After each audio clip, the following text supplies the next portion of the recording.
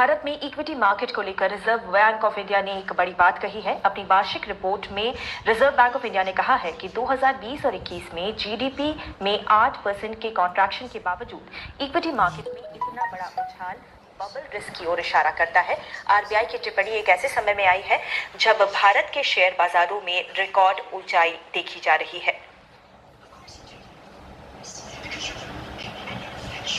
आपको बता दें कि एक तरफ जहां सारे इकोनॉमिक इंडिकेटर्स अर्थव्यवस्था को महामारी के कारण बुरी तरह प्रभावित बता रहे हैं, तो वहीं भारत के शेयर बाजारों में काफी उछाल देखने को मिल रहा है। सीधे चलते हैं, हमारे साथ हमारी सहयोगी अवनी राजा जुड़ रही हैं, जो कि इस खबर पर और ज्यादा जानकारी देंगी। Avani, good morning. सबसे पहले आपसे समझना चाहेंगे ये आरबीआई की जो टिप्पणी है उसका मतलब क्या है। एक तरफ हम देख रहे हैं कि कोविड की वजह से इकोनॉमी को काफी ज्यादा चोट पहुंची है, मगर शेयर बाजार में लगातार एक बढ़ोतरी का दौर जारी है। इस वजह से जाहिर सी बात है, चिंता तो है, मगर जिस बबल रिस्क की ओर इशारा कर रहा है आरबीआई, वो अगर सरल शब्दों में समझा जाए तो क्या इसका मतलब निकलता है?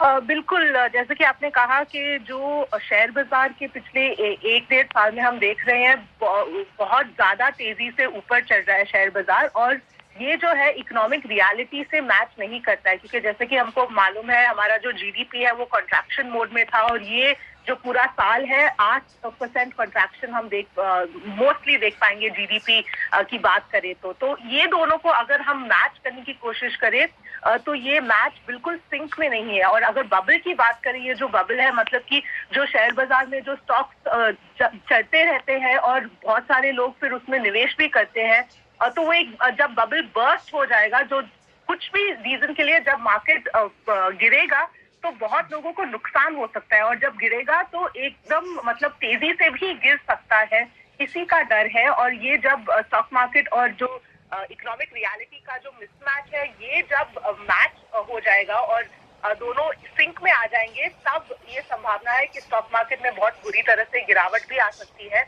और इसी को बबल बोलते हैं। और इसी की बात आरबीआई इस बार कर रहा है और बोल रहा है कि ये जो बहुत बड़ा रिस्क है अगर इस स्टॉक मार्केट की हम रियलिटी देखें तो।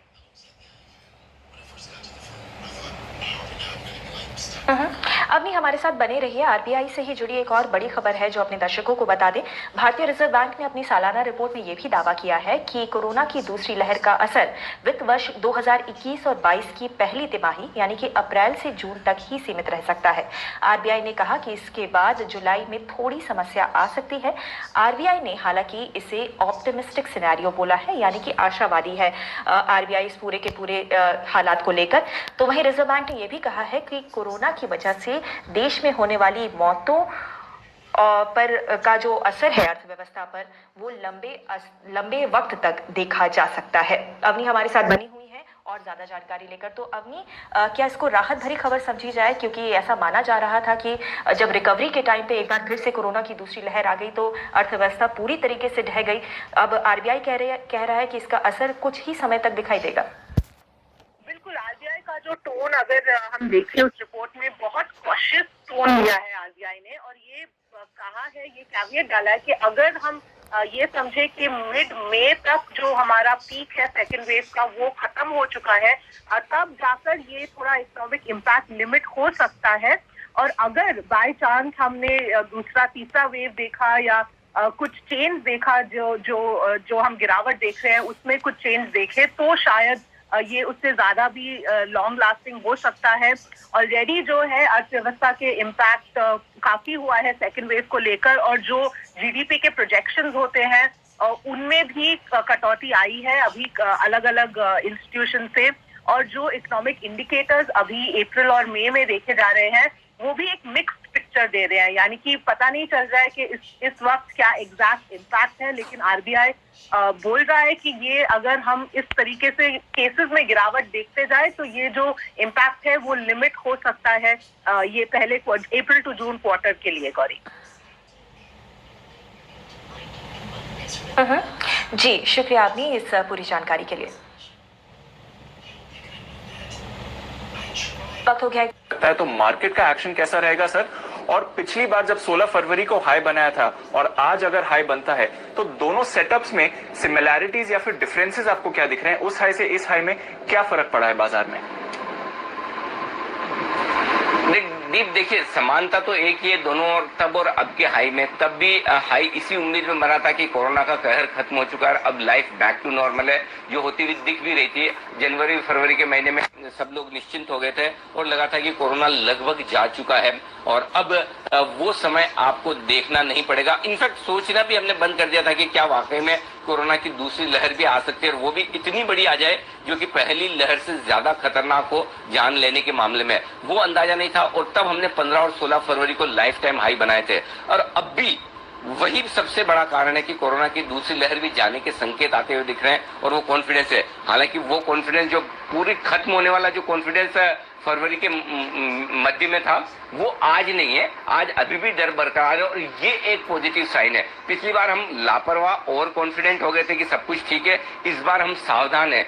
दूसरी के बाद तीसरी और चौथी लहर का भी खौफ, डर, अलर्टनेस कहीं कहीं हमारे दिमाग में पीछे है, और ये एक अच्छा संकेत है। इस वजह से आप ये देखेंगे कि दोनों में समानता अगर आप देखेंगे तो इस समानता में एक सबसे बड़ी बात यही है कि दोनों वक्त आपके लिए कोरोना का डर कम होना, खत्म होना पहला।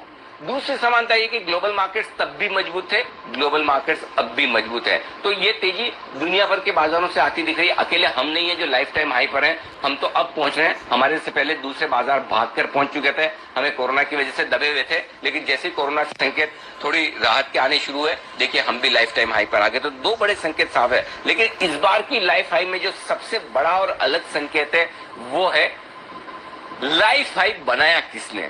और इस बार मैं हिंदुस्तान के सारे इन्वेस्टर्स, स्पेशली रिटेल इन्वेस्टर्स को, ट्रेडर्स को, एचएनआई इन्वेस्टर्स को, पोर्टफोलियो मैनेजमेंट सर्विसेज चलाने वाले फंड मैनेजर्स और ब्रोकर्स को मैं ये बधाई देना चाहता हूं कि इस बार लाइफ टाइम हाई उन्होंने बनाया है। ये बड़ा परिवर्तन हुआ है इस बार, जो आपको हमें समझना और देखना चाहिए कि पहली बार ये कहते हैं कि वो बाजार में तीसरी महाशक्ति के तौर पर रिटेल इन्वेस्टर उभर कर आए, क्योंकि पिछली बार की जो लाइफ टाइम हाई बनी थी पूरा कंट्रीब्यूशन एफआईज की तरफ से था।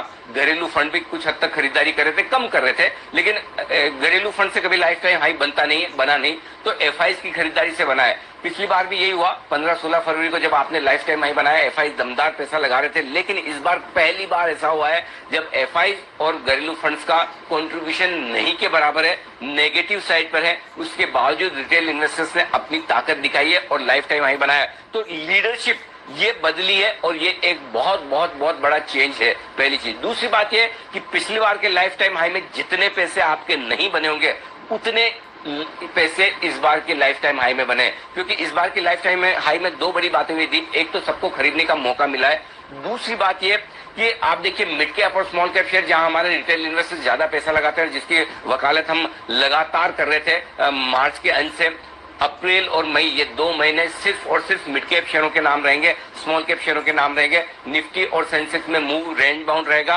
बाद में जैसे कोरोना के मामले ठीक होंगे और ये मार्केट बढ़ते नजर आएंगे, लेकिन मिड कैप और स्मॉल कैप शेयर उससे पहले ही कमाल कर देंगे, और उसके पीछे एकमात्र वजह ये थी कि नतीजे दमदार आएंगे। आप देखिए जो पैसा पिछले 2 महीनों में मिड कैप और स्मॉल कैप शेयरों में लोगों का बना है वो गजब का है। और वो कहते हैं ना कि अगर एक तेजी के मार्केट का खात्मा हो और आपके पास पहले से ज्यादा पैसे न हो, यानी कि आपने पैसे नहीं बनाए हो, तो ये मतलब आपके लिए एक बड़ा लेसन है। और अगर आपके पास मंदी का मार्केट खत्म हो और वापस ऊपर जाए, और उस मंदी के मार्केट में आपकी समझ ना बढ़ी हो, तेजी के मार्केट में आपका पैसा बढ़ना जरूरी है, मंदी के मार्केट में आपकी समझ बढ़ना जरूरी है, तो ही आपने उस बुल रन और बेयर रन को आपने सही में समझा, जाना है और उसका फायदा उठाया है। तो I am sure Zee Business के दर्शकों ने तो पिछले 2 महीनों में जरूर फायदा उठाया होगा। और बिलीव मी दीप, ऐसी तेजी मिड कैप और स्मॉल कैप शेयरों की मुझे याद नहीं आता मैंने पिछली बार कब देखी थी। कई बार हुई है, 10-10, 12-12 दिन का हम कुंभ का मेला बोलते हैं वो लगता है, लेकिन इस बार 10-12 दिन का कुंभ का मेला नहीं,